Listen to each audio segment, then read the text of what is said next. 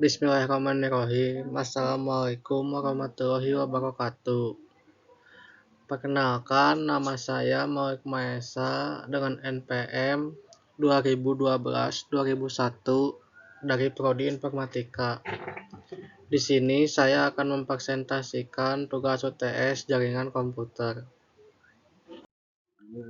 Yang pertama ada Domain Name System atau DNS, yang dimana sebuah servis dalam jaringan TCP atau IP yang dapat menerjemahkan IP address ke nama domain yang biasa digunakan sebagai pengidentifikasi sebuah server, baik web server maupun email server.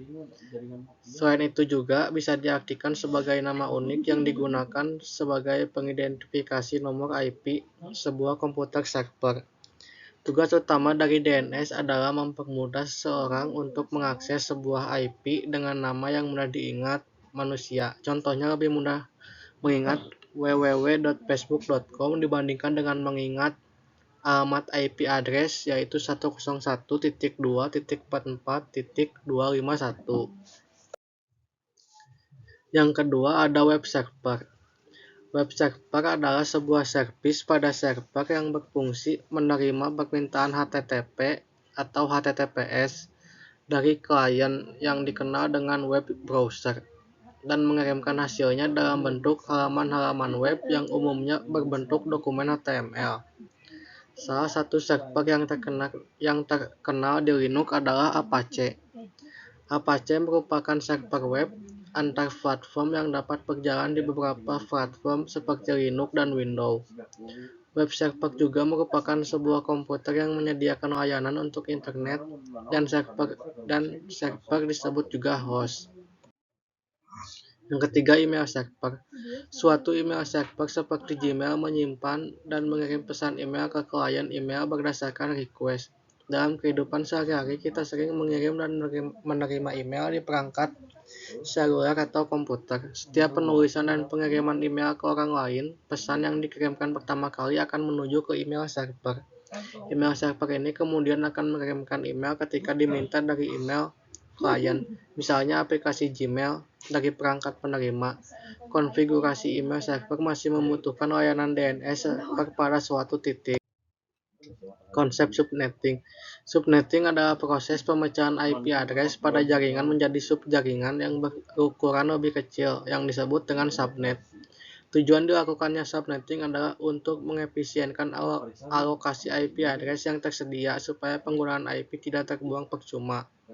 Yang kedua, mengoptimalisasi kerja jaringan menjadi lebih cepat karena tidak terpusat di satu network besar.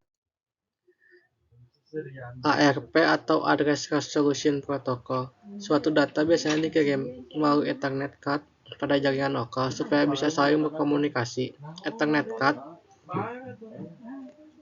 menggunakan MAC address yang besarnya 48 bit dan setiap Ethernet card memiliki MAC address yang berbeda. Pada saat ingin mengirimkan data ke komputer lain dengan IP tertentu, suatu host pada jaringan Ethernet perlu mengetahui komputer mana yang memiliki IP tersebut untuk memetakan IP address. Digunakan Address Resolution Protocol. Address Resolution Protocol (ARP) merupakan sebuah protokol yang bertanggung jawab dalam melakukan resolusi alamat IP ke dalam alamat Media Access Control atau MAC address. Untuk mengisi ARP table, fungsi yang diperlukan pada komen prompt adalah ping. DHCP atau Dynamic Configuration Protocol, layanan yang secara otomatis memberikan nomor IP secara dinamis kepada komputer yang meminta komputer yang memberikan nomor IP disebut sebagai DHCP server, sedangkan yang meminta nomor IP disebut sebagai DHCP client. Administrator tidak perlu lagi harus memberikan nomor IP secara manual pada saat konfigurasi TCP atau IP, tapi cukup dengan memberikan referensi kepada DHCP server. DHCP menggunakan 4 tahap proses untuk memberikan konfigurasi nomor IP, yaitu yang pertama ada IP list request, yang artinya klien meminta nomor IP ke server atau broadcast mencari DHCP server. Yang kedua, IP list offer.